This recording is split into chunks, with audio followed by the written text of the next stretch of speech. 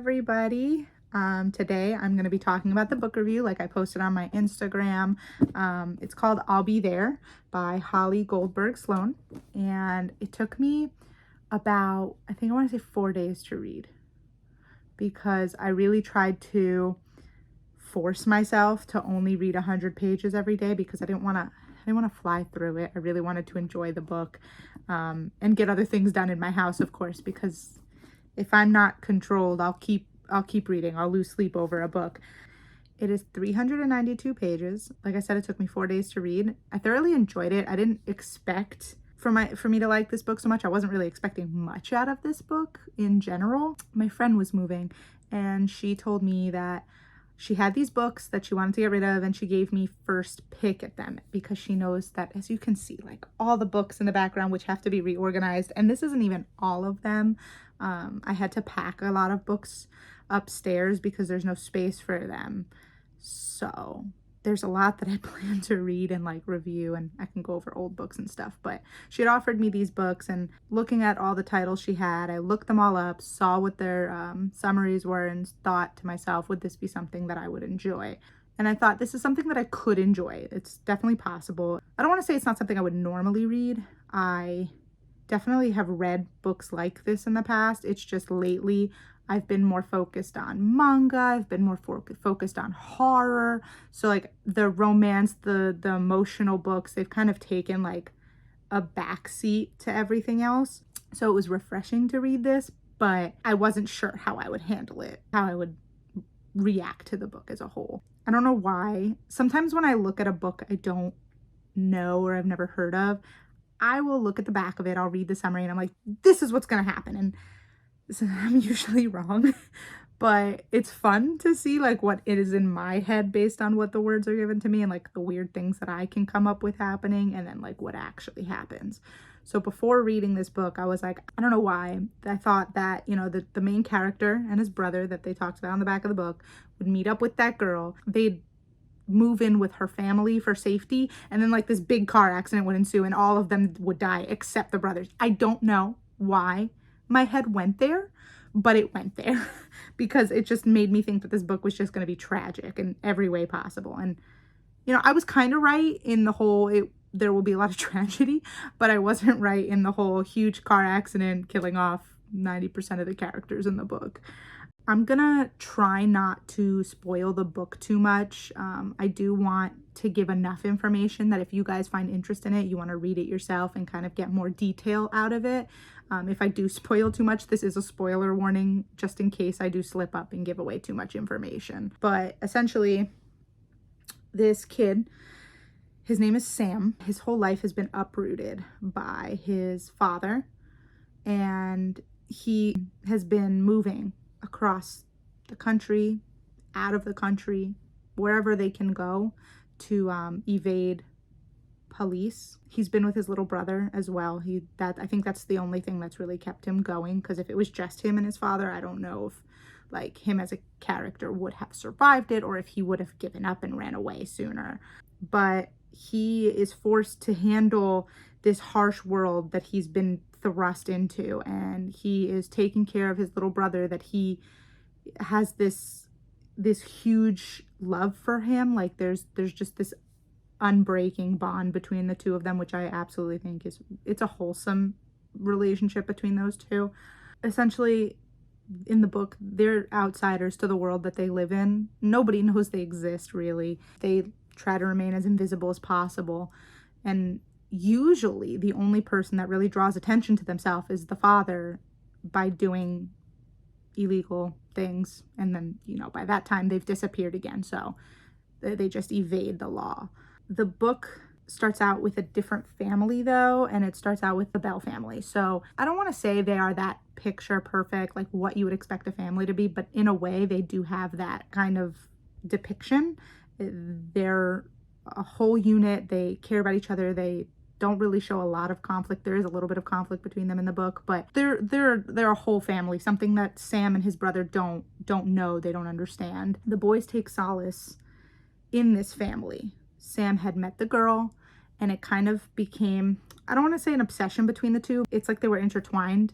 That's how the book was making it, that they were meant to be together, that fate pulled them together, and that, you know, they were just gonna, whatever happened, they would come back together. He introduced his brother to that family. It was, like I said, really wholesome. Like, they found people who saw them. They weren't invisible to this family. And I think that that's really powerful. I think that that gave Sam and his brother Riddle a different outlook on their life. They don't have to be alone. It's not just them against their father in the world. Like, there's somebody there that actually cares about their existence. You definitely see in the book Sam struggling with opening up and trusting other people, because in his life it's only been him trusting himself, taking care of his brother, trusting his brother. That's it. Nobody else came in between that. It was beautiful and really heart-wrenching all at the same time, and you really feel for Sam. You also get a peek into the mindset of their father, Clarence. Little glimpses. He's not as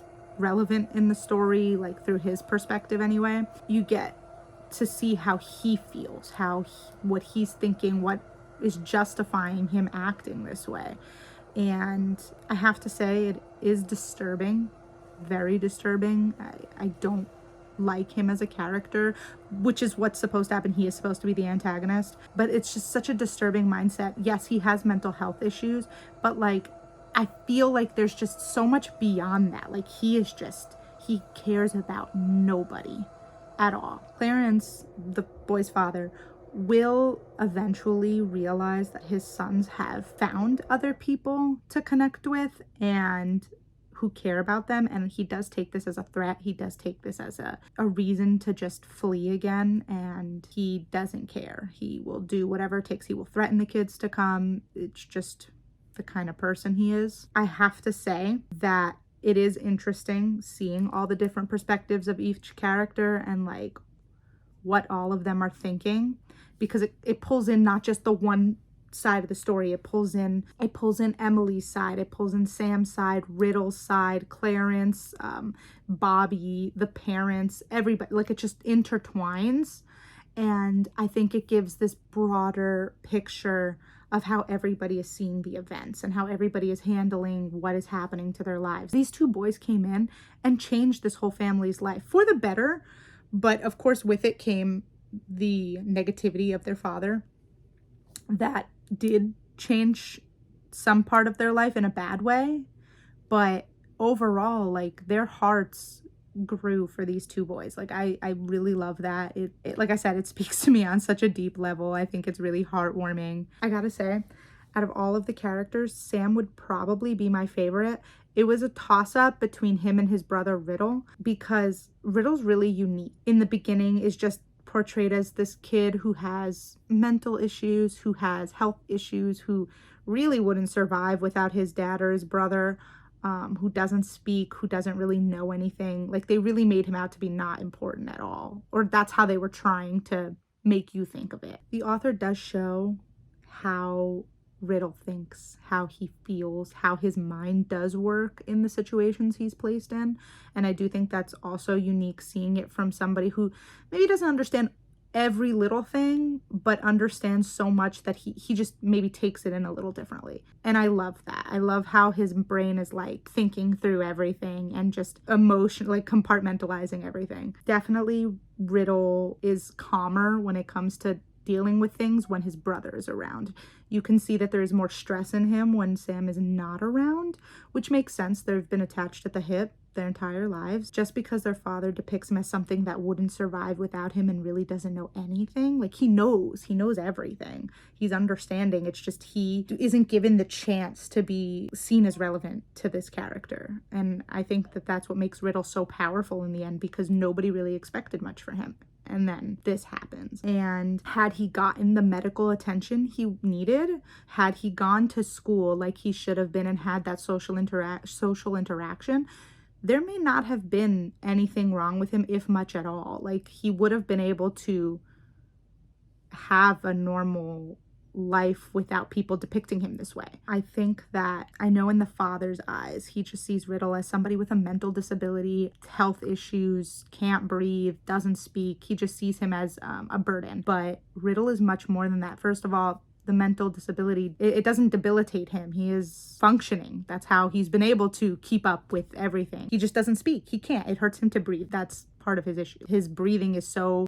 restricted that speaking he doesn't find it worth it. He'd rather just stay quiet so it doesn't hurt him as much. But he's been so underestimated by his father and by other characters slightly. Not everybody expected him to grow this much once he was able to start breathing, when he got the help from the Bell family and got an inhaler and was able to actually have normal flow to his lungs. Even though the author tries to show how people depict him as not relevant or not, she does eventually show how Riddle in like a survival mode is very strong. He is able to he gets very obsessed over things. It's like an OCD type of thing. He gets so obsessed that he focuses on it to the point that kind of helps save him and his brother's life. And I do like that they show that Sam isn't the only one taking care of Riddle. Riddle is taking care of Sam just as much. And I think that's really powerful, that the loyalty they have to each other, that bond they have, will save each other over themselves any day. And I think that the way he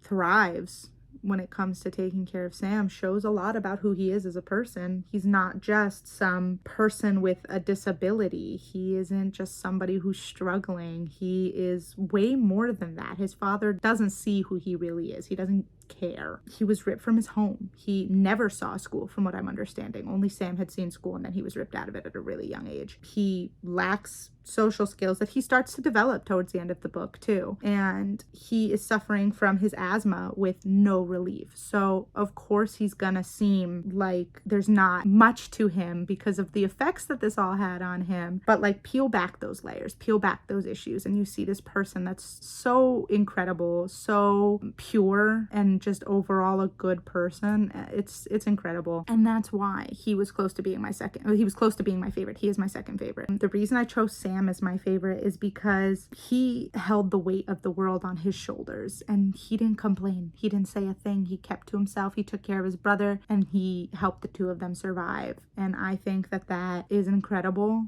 I think that's very noble. His brother had nobody else, and he was so loyal to him, and he loved him so much that he never even thought. It was always just selfless acts. Whatever he could do for his brother, he would. When Clarence found out about the Bell family and threatened them and threatened the Bell family, he would have rather suffered going with Clarence and keeping his brother and the Bell family safe than have his happiness. Like, he did not care about himself in that situation. When Clarence puts the boys' lives in risk yet again, Sam sacrificed himself to save his brother. Like, just very selfless. He doesn't even think. He just does it. His brother will always come first. Those he cares about will always come first, and he will think about himself later, which in a way is a fault, in the sense that, you know, he could maybe have taken other steps to prevent his dad from doing anything else, but he was also scared. He was a teenager. He was almost an adult, but he didn't get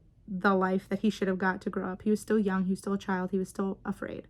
And you can't blame him for that. I don't blame him for that. I think it's even more powerful that it speaks on a different level that he is so willing to deal with this man in order to prevent other people from having to suffer the consequences of his actions. He definitely had that unconditional love, that it was so powerful that he would do anything for those people, specifically for his brother, but also for the Bell family. He did protect them by leaving, because he could have just said, you know what, I'm gonna stay with this family, I'm gonna keep my brother here, but like, now we're all in danger, and he chose not to do that. So that's why it put him at the favorite for me.